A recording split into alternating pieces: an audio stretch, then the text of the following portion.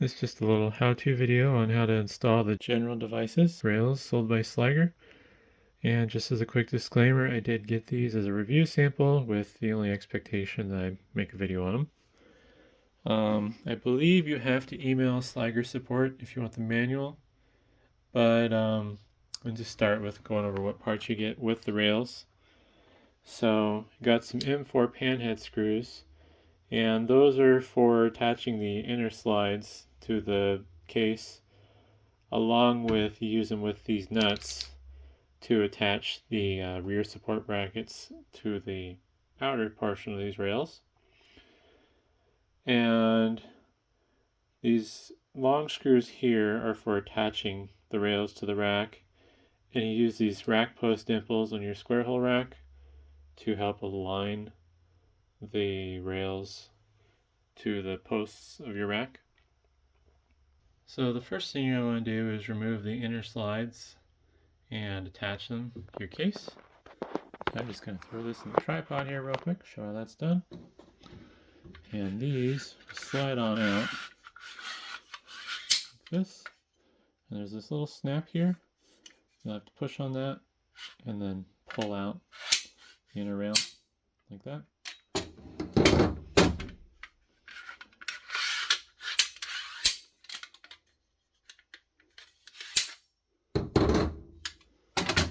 And then from there, we're going to use the M4 screws to attach these to the sides of the case. Alright, so in my case, just to make this easier, what I've done is I have a fairly substantial cardboard box under the case. That way I can rotate it on the table without having any issues. And I don't believe these rails, they don't have any labeling saying left or right. So, I mean, they're pretty much identical. So these inner rails you should just be able to attach wherever. And based on documentation, I believe this is actually the CX3702 that they're showing the pictures. It looks basically identical. They show that you have the inner rails butting up against the rack ears. So I'm going to grab my screws. You get 16 screws of the M4 ones that are short, and then 8 of the nuts. So I would use 4 screws on the case if your case permits it. And I got stuff in my way, so I do a little dance. And these rails do have different hole spacing, so if you have a different case, it's just a matter of figuring out which hole spacing is the one that you want. And yeah, that's looking good there. I'm just going to go with 4 screws if I can find holes for them.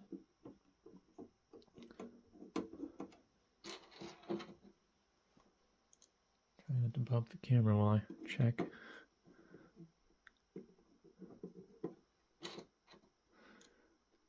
And one thing to keep in mind when you're screwing these in, if they don't feel like they're going in correctly, one thing I like to do is you'll take the screwdriver, you'll just go backwards until you kind of feel the screw click.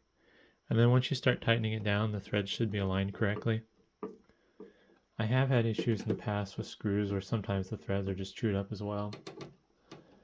And I like using my impact driver, but personally, for things that are important to me, I kind of like to start with screwdriver first. And then torque them down. Just don't torque them down too much.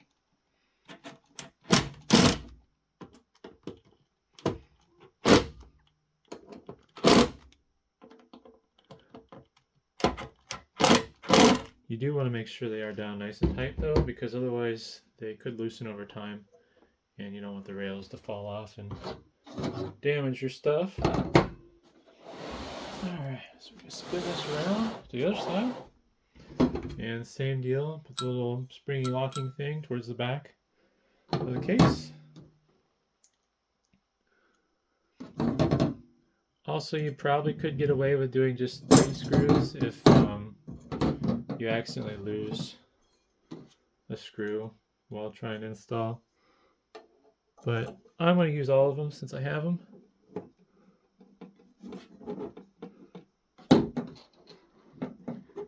And like usual, everything's harder to do with the tripod in the way. Alrighty. And luckily this case does have multiple points for screwing down rails, so if you have a different set of rails, it probably wouldn't be too hard to make them work. These rails are also fairly universal looking, so I don't know which Sliger products in particular they're compatible with, but I imagine it's the majority of them. But I would also bet you could probably use these with other non-Sliger cases down the road if you decide to change your case up.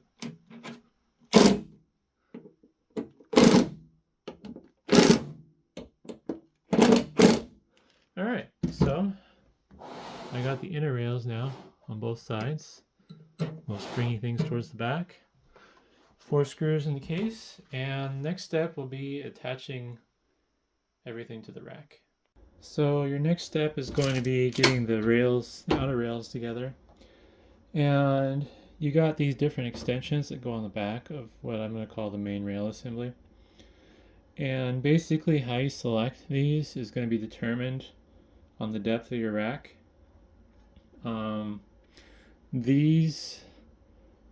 Both ends mount behind the posts.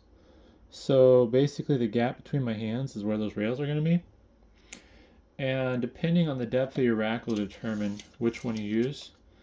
So for example, let's say from post to post, you have, it looks like that'll be in the way here.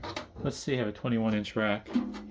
Well, you're not going to use the longest ones because those 2 holes there are the holes that these attach to. So if you use that, it's going to be like this. And the other problem you're going to run into is you can't interfere with this little spring here that is the locking mechanism. So maybe you go down to the next size. Well, as you can see, it lines up with the holes now, but it's on top of the spring mechanism. So you're going to have to go with the smallest one. And now we're not interfering with the functionality of the outer rails.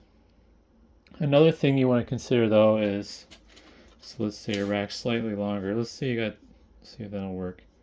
26-inch rack. Well, you can go all the way out. Alright, we'll have to pretend the rack's a little shorter. Let's say you have a 25-inch deep rack.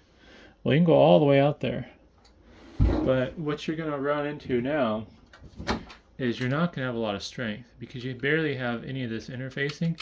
And like, it's still probably going to be fine, but you want to make sure you're essentially using the right length for the job. So maybe use the medium length ones.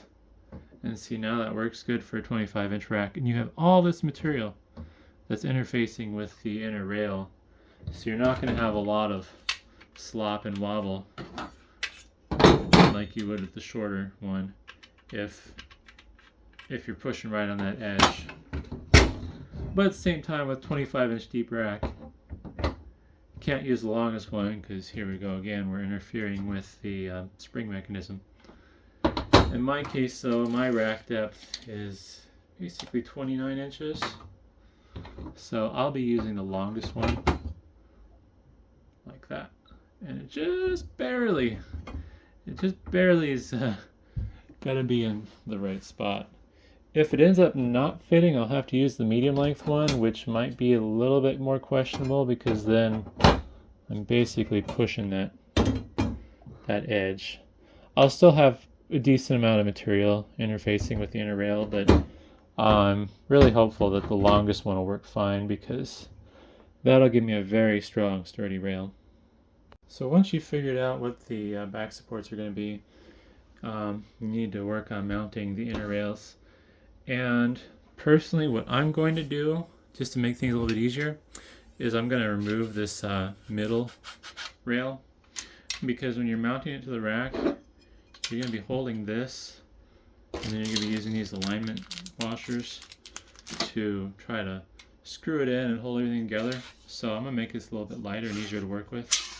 I'm just going to remove that.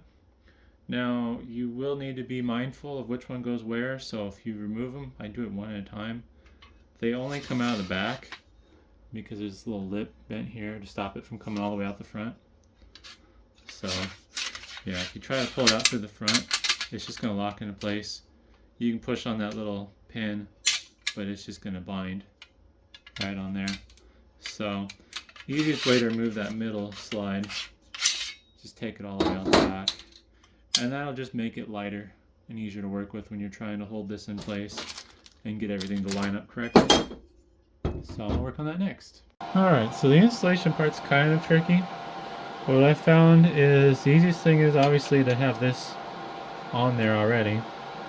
And when it comes to spacing, these screws will go obviously towards the lower part of the case because that's where it's mounted on the case. But the bottom screw will be basically the top of the first U if you're going, 1U, 2U, 3U. And then the top screw will be the bottom of the second U. So it's going to line up like this. My CX3702 is going to be going from 30 to 32 for these 3 U's. And the manual shows like hold these in place and put the screws in, but that's really not reasonable. Unless you have more than one hand, or well, 2. You need like 4. But what I found works best is you take your screw and you put it through this alignment washer and you kind of start it by hand. So I've gotten a couple threads in, and then you do the same thing with the other side. With the screw, maybe. And it definitely helps to take out that middle slide. That slide in the middle does contribute some weight. So now you kind of have them here, and then they're all floppy and stupid looking. Well, what you do is you just slowly tighten them in little by little, kind of alternate.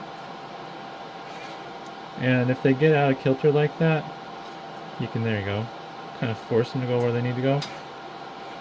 And then if you just kind of alternate back and forth, everything will just work its way out.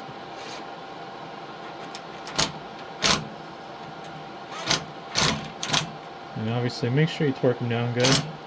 Just don't over torque them and strip threads. And then when you put the middle slide in, you want to be mindful of, focus, this little locking tab notch thing here. So on the right side, let's see here, yeah. So on the right side, this will be towards the top, so you have it upright. But on the left side, it'll be towards the bottom, so you have it down like that. So I'm just going to slide it in the back here. You'll have to push on the little locking pin there to let it go all the way through. And it should be attached. As you can see here, I kind of have that one crooked apparently. So if you get caught in the post, just loosen your screws. There we go. And then deal with it accordingly. It's probably going to need some fine tuning anyways, because as you can see, I kind of still, I think, have it a little crooked. But that's easier to fix once you have everything put together. So now I'm going to work on the back supports. Alright, so we're on the back side of my rack right now, which is going to be a little bit trickier because I'm a little tight on space. But the alignment of the back support is going to be the same, basically top of first U, bottom of second U. And in my case, I have some PDUs in the way, so that's going to make things tricky. Oops. So I'm going to have to screw these in by hand. And I just could use one more hand sometimes. Oop. Now, you could, to make this easier, you could screw in the back supports into the rails, but I kind of like how the manual has you do it after you mount them, just for alignment reasons. You could do them loosely though, but I am a sucker for punishment, so I'm going to do it the hard way.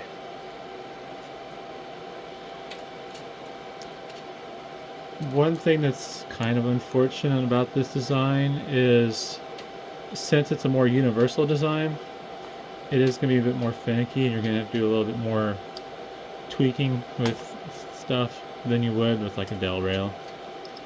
But that's just kind of the nature of custom build servers. That's where it'd be nice if there was like a standard kind of like ATX but for server rails.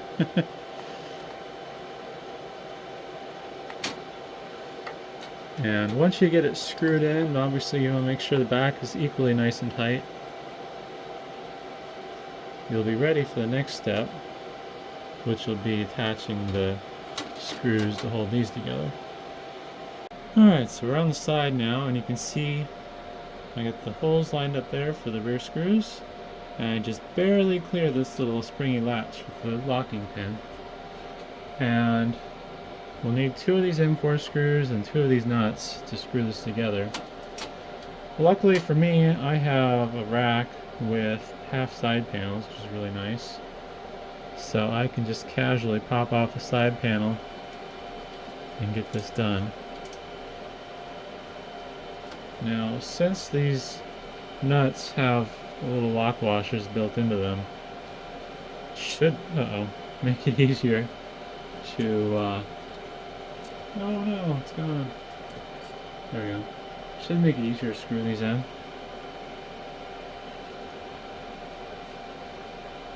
Hard part's doing this with fingers that don't want to cooperate. Uh-oh, I don't want to take my internet offline. I'm just gonna switch hands here, I think.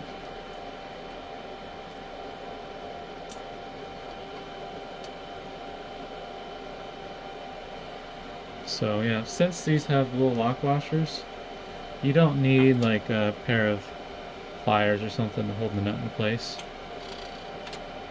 And I'm just going to make sure these are torqued down nice and good using my impact drill.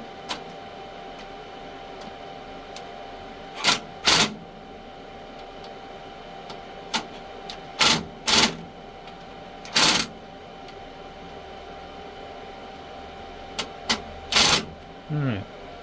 Yeah, it's nice and sturdy. It will have a little side-to-side flex just because there's nothing holding down this end. If you're unlucky though, and you don't have handy side panels like me, I'll show you what you can do on the back side of things as I jar the tripod aggressively. Alright. I think what I'm going to do is I'm going to grab my tools. I'm going to go right around the other side. So what you're going to need is a 9/32 hex driver. And basically what you can do is, so you'll like pretend there's a side panel here, and you're doing it from the back. What you can do is you can put the nut in your driver, and then you can push the screw through the hole. So, I'd like you to use your nut driver. Oops, preferably in Titan mode. And you can just kind of screw it in and get that nice and tight.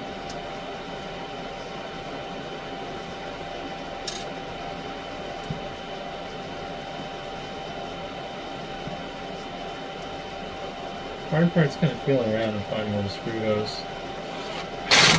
You can also screw these together before you install them.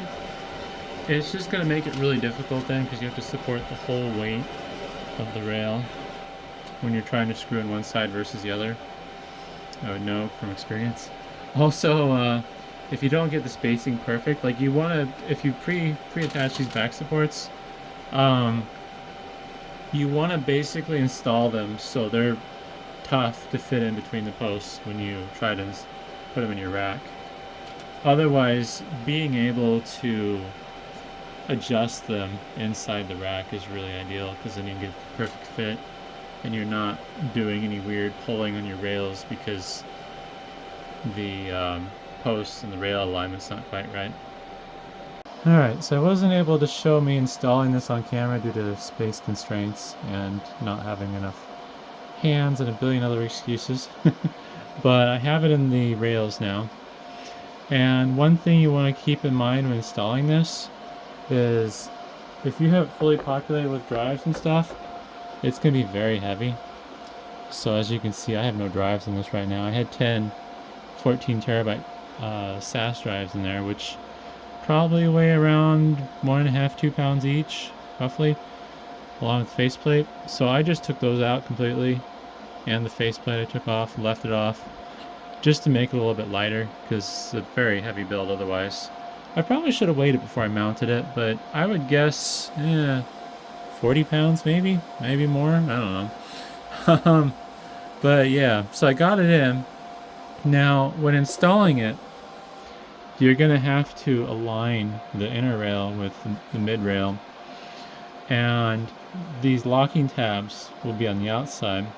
So you'll basically slide these in far enough till they hit basically the inside of the locking tab, and you'll just push that down on both sides, and you'll have to kind of force it under. It's kind of tricky, but once you get it past this end of the middle rail and you hear it click and it locks into place here, basically you're good. As you can see right now, it's sitting out. And then from there, you'll just want to kind of slide it in and out a few times. So I'll try to get around the tripod here. And so you'll push those locking tabs in and then slide it forward until it clears the hole. And then yeah, just a matter of sliding it in and making sure everything fits and aligns correctly. I do actually have this sitting a tiny bit low.